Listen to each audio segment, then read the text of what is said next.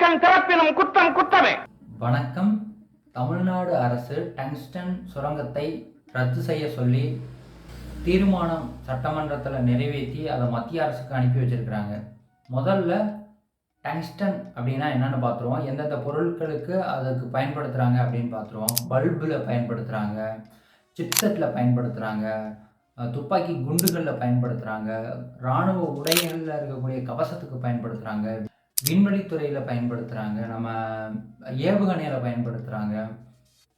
நமக்கு இந்தியாவுக்கு பல்வேறு பொருட்களுக்கு தேவை.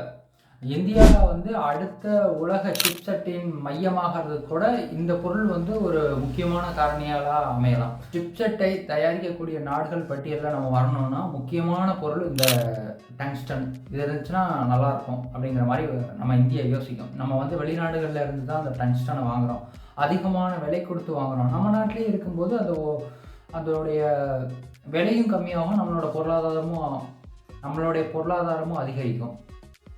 அதனால் அரசாங்கம் யோசிக்கிறதா கூட இருக்கலாம்.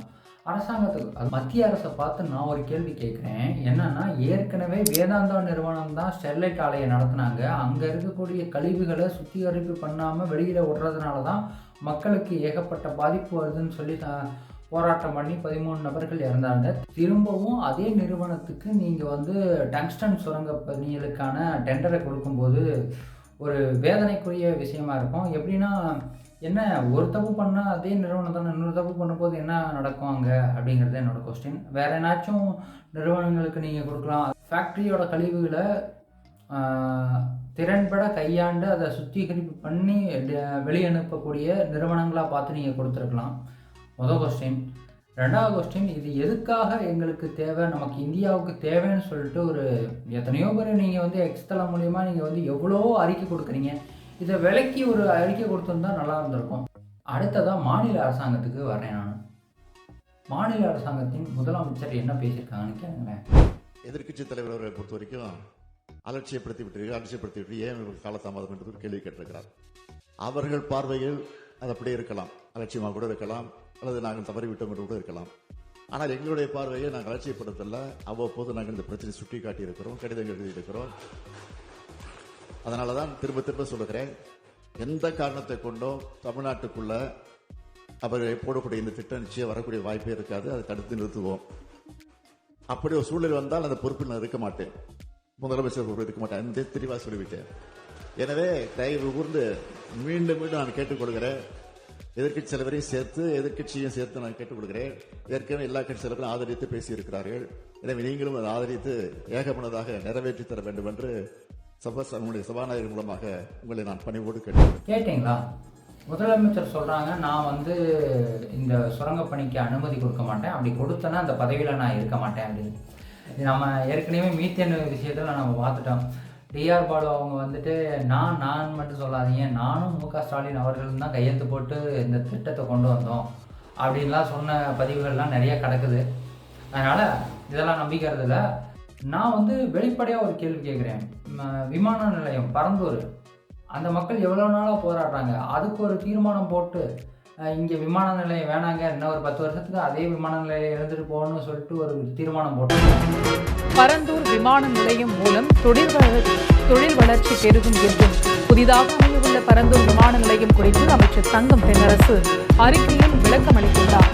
இல்லை, நம்ம கன்னியாகுமரியில் இருக்கக்கூடிய மலைகள்லாம் உடைச்சிட்டு போய் அதானி துறைமுகம் கேரளாவில் இருக்கக்கூடிய இடத்துல கொட்டுறாங்களே, அதை தடுக்க ஒரு தீர்மானம் போட்டு நீங்கள் என்னாச்சும் பேசியிருக்கலாம். ஏன் கேரளாவில் இல்லாத மலைகளா, கேரளாவில் இல்லாத கற்களா, ஏன் இதை தடுக்கிறேன்னு தெரில. அதெல்லாம் விட்டுருங்க. எவ்வளோ கல்குவாரிகளை தமிழ்நாட்டில் நீங்கள் வச்சுருக்கீங்க, கல்குவாரிகளை எத்தனை வச்சுருக்கீங்க? ஏன் அதெல்லாம் கனிம வளங்களை திருடுற மாதிரி இல்லையா? மக்களுடைய அன்றாட வாழ்க்கையை கெடுக்கிற மாதிரி இல்லையா? அங்கே இருக்கக்கூடிய நீர்களையும் மற்றும் சுற்றுச்சூழலையும் கெடுக்கிற மாதிரி இல்லையா கல்குவாரினால்? பரந்தூர் விமான நிலையம் வந்தால் அந்த பகுதி மக்கள் வெளியேற நிலைமை வரும். அதுக்காக அந்த மக்கள் போராடுறாங்க, அதுவும் உண்மைதான். அதே மாதிரி தான் இங்கேயும் அந்த சுரங்க பணிகள் செய்தால் அங்கே இருக்கக்கூடிய மக்கள் வெளியில் போகக்கூடிய நிலைமை வரும். ஆனால் பரந்தூரில் மட்டும் நீங்கள் எந்த ஒரு நடவடிக்கையும் எடுக்காமல் உள்ளே யாரும் போகக்கூடாது, எந்த கட்சியை சார்ந்தவரும் போகக்கூடாதுன்னு ஒரு ப்ரொடெக்ஷன் மாதிரி வச்சுருக்கிறீங்க. ஆனால் மதுரையில் ஒரு நாட்டுக்கு தேவையான ஒரு உலோகம் இருக்குது, அதை எடுக்கணும்னு நினைக்கும் போது மட்டும் நீங்கள் ஐயோ அம்மானு போட்டு இப்போ நீங்கள் தீர்மானம்லாம் போட்டு வெளியே அனுப்புறீங்க. இது என்ன புரிதல் எனக்கு ஏற்படுத்துதுன்னே தெரியல. மாநில அரசாங்கத்துக்கு தேவையான ஒரு பொருள்னா பரவாயில்ல, ஆனால் மத்திய அரசுக்கு தேவையான ஒரு பொருளை மாநில அரசாங்கத்து இடத்துல இருந்து எடுக்கும்போது மட்டும் மக்களை வச்சு நீங்களாக போராட வைக்கிறீங்களா இல்லை மக்களாக போராடுறாங்களேன்னு தெரியலையா? அந்த உலோகத்தை எடுத்தால் நம்ம நாட்டில் இருக்கக்கூடிய இராணுவம் மற்றும் புது புது கண்டுபிடிப்புகளுக்கு பயன்படுத்தப்படும். மருத்துவத்துறையிலேருந்து விமானத்துறை வரைக்கும் அந்த பொருளை பயன்படுத்துகிறாங்க. நம்ம வெளிநாட்டிலேருந்து வாங்குகிறோம், நம்மளோட காசு வேஸ்ட் ஆகுது, நம்ம ஊரில் இருக்கிறத நம்ம எடுத்துக்கிட்டு இருக்கோம் அப்படிங்கிறதுனால அவங்க எடுக்கிறாங்க. அதுவே உங்களுக்கு உறுத்துது, மத்திய அரசு செய்யுதுன்னு சொல்லிட்டு நீங்கள் போராட்டம் பண்ணுறீங்க.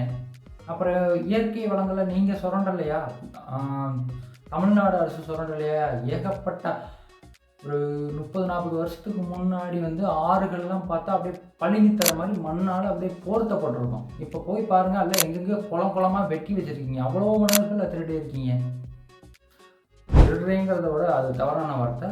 திருடல, அரசு அனுமதி பெற்று அத்தனையும் கொண்டு போய் விற்றுருக்கீங்க வெளியில் மணல்னால்.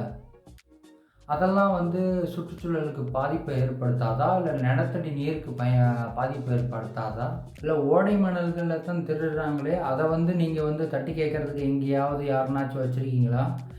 அப்படி கேள்வி கேட்ட ஒரு வியோவை கொலை பண்ணாங்க. அந்த கொலைக்கான காரணம் என்ன? அவங்கள என்ன அரெஸ்ட் பண்ணி ஜெயிலில் மட்டும் வச்சுருக்கீங்க. இன்னமும் அவங்களுக்கு முழுமையான தண்டனை எதுவும் கிடைச்சா? அரசு அதிகாரிகள் மேலே ஒருத்தன் கை வச்சுருக்கான், அதை எப்படி ஏற்றுக்க முடியும்? சாதாரணமாக அவர் எதுவும் தப்பாக பேசி அவங்க மேலே நடவடிக்கை எடுக்க வைக்கிறையே. ஓடை மணலை திருடினாங்க அப்படின்னு சொல்லி கேள்வி கேட்டதுக்காக அந்த விஓவுக்கு தண்டனை அது. அந்த மாதிரி நல்ல அதிகாரிகளை நீங்கள் காப்பாற்றாமல் சும்மா ஜெயிலில் மட்டும் அந்த குற்றவாளிகளை தூக்கி வச்சுருக்கீங்களே, அது நியாயமா அப்படிங்கிற மாதிரி இருக்குது. ஆனால் டங்ஸ்டன் இருந்தால் உள்நாட்டில் நம்மளோட பணம் ஒரு 100 ரூபா கொடுத்து அந்த டங்ஸ்டனை வாங்குகிறோன்னா நம்ம நாட்டில் இருக்கிறதுனால அதை எடுத்து சுத்திகரிப்பு பண்ணி நம்ம பயன்படுத்தும் போது ஒரு 80 ரூபா 70 ரூபாய்க்குள்ளேயே முடிச்சிடலாம். இது நல்ல ஒரு திட்டம் தான். நம்ம நாட்டுக்குள்ளே இருக்கக்கூடிய வளங்கள் எடுத்து நம்ம நாட்டில் இருக்கக்கூடிய ஜனங்களுக்கு பயன்படுத்துவதனால எந்த பிரச்சனையும் இல்லை. ஆனால் ஒரு 10 வருஷத்துக்கு முன்னாடிலாம் இங்கேருந்து மணலை சவுதி அரேபியா துபாய்க்கெல்லாம் விற்றாங்க. அப்போல்லாம் தெரியாது போல இவங்களுக்கு. லாஸ்ட்டாக ஒன்று மட்டும் நான் கேட்டுக்கிறேன். ஒரு இந்திய நாட்டோட குடிமகனாக நான் என்ன யோசிக்கிறேன், ஒரு பாமரனாக நான் என்ன யோசிக்கிறேன்னா, டங்ஸ்டன் சுரங்கத்தால் மக்களுக்கு பாதிப்பு வருது அப்படிங்கிறாங்கல்ல, அந்த பகுதி மக்கள் பாதிப்பு வருது அப்படிங்கிறாங்கல்ல, அவங்கள்ட்ட நான் ஒரே ஒரு கொஸ்டின் கேட்குறேன். நீங்கள் வீடு கட்டியிருக்கீங்கள்ல, இயற்கையாக வந்த கூரைகளையும் மற்றும் தென்னை ஓலைகளையும் பனை ஓலைகளையும் வச்சு வீடு கட்டியிருக்கீங்களா? நீங்களும் கருங்கல், செங்கல், சிமெண்ட்டு, கம்பி இதெல்லாம் வச்சு தானே வீடு கட்டியிருக்கீங்க. அந்த பொருள்லாம் எங்கேருந்து வந்திருக்குன்னு நினைக்கிறீங்க? உங்கள் ஊருக்கு பக்கத்தில் இருக்கக்கூடிய கல்குவாரியில் உடைச்சிருக்கலாம், இல்லை வேறு ஊரில் கல்குவாரியில் உடைச்சி உங்களுக்கான கருங்கல் வந்திருக்கலாம், இல்லை வேறு ஊரில் இருக்கக்கூடிய மண்ணை நோண்டி அதனால் உங்களுக்கு செங்கல் கொண்டு வந்திருக்கலாம், இல்லை வேறு ஊரில் இருக்கக்கூடிய மலைகளை உடைச்சி அதில் இருக்கக்கூடிய கல்களை பயன்படுத்தி சிமெண்ட் தயாரித்து உங்கள்கிட்ட கொடுத்துருக்கலாம், இல்லை வேறு ஊரில் இருக்கக்கூடிய மண்களையும் மலைகளையும் நோண்டி அதனால் வரக்கூடிய இரும்பு தாதுகளை வைத்து இரும்பு தயாரித்து உங்களுக்கான கம்பிகளை கொடுத்துருக்கலாம். உங்கள் ஊரில் ஒரு பொருள் இருக்குது, அதை எடுக்கணும்னு நினச்சா மட்டும் அது குற்றம். ஆனால் வேறு ஊரில் இருந்து வந்தால் அந்த பொருளை நான் ஏற்றுக்குவேன் அப்படிங்கிற ஒரு மனநிலை எங்கேருந்து வருது? என்னால் புரிஞ்சிக்க முடியல. அப்படின்னா மொத்த ஊர்லேயும் எங்கேயுமே கல்குவாரி இல்லை, கல்குவாரி வேண்டாம், சிமெண்ட் வேண்டாம், செங்கல் வேண்டாம், கம்பிகள் வேண்டாம், எனக்கு குடியிருக்க ஓலக்கொட்டாய் இருந்தால் போதும் அப்படின்னு சொன்னீங்கன்னா பரவாயில்ல, பாராட்டலாம். நாங்கள் ஓலக்கொட்டாயில் தான் இருக்கோம், எங்களுக்கு எந்த ஊருடைய கல்குவாரியிலேருந்து கொண்டு வந்த கல்லும் தேவையில்லை, எந்த ஊர்லேருந்து மணலால் கொண்டு வந்த செங்கலும் தேவையில்லை, எந்த ஊராலும் மலைகளாலும் மற்றும் பாறைகளாலும் வந்த இரும்பு தாதியிலிருந்து கிடைச்ச இரும்பு கம்பிகளும் தேவையில்லைன்னு நீங்கள் சொன்னீங்கன்னா உங்கள் ஊரில் இருக்கக்கூடிய அந்த உலோகத்தை எடுக்கிறதுக்கு எந்த ஒரு நபருக்கும் தேவையில்லைன்னு நினச்சிக்கலாம். நம்ம இந்தியா அந்த பொருளை வெளிநாடுகள்லேருந்து வாங்கக்கூடிய தொகை இதனால் குறையும், நம்ம நாட்டிலேருந்து எடுக்கிறதுனால குறையும். அதனால தான் இந்த கொஸ்டின் கேட்டேன். நம்ம நம்மளே வந்து எங்கேருந்தோ கொண்டு வந்த ஜல்லியும் மணலும் நம்ம யூஸ் பண்ணும்போது நம்ம நாட்டுக்காக தேவைப்படக்கூடிய ஒரு உலோகத்தை ஏன் இப்படி எடுக்கக்கூடாதுன்னு சொன்னாங்க. அந்த ஏரியா மக்களுக்கும் அந்த ஃபேக்ட்ரி வந்தால், அந்த சுரங்கம் வந்தால் ஏகப்பட்ட வேலை வாய்ப்பு கிடைக்கும். இந்த பதிவு உங்களுக்கு பிடிச்சிருந்தால் ஒரு லைக், ஃபாலோ மட்டும் பண்ணிடுங்க, சப்ஸ்கிரைப் பண்ணிடுங்க. நன்றி, வணக்கம். நெற்றிக்கண் திறப்பினும் குற்றம் குற்றமே.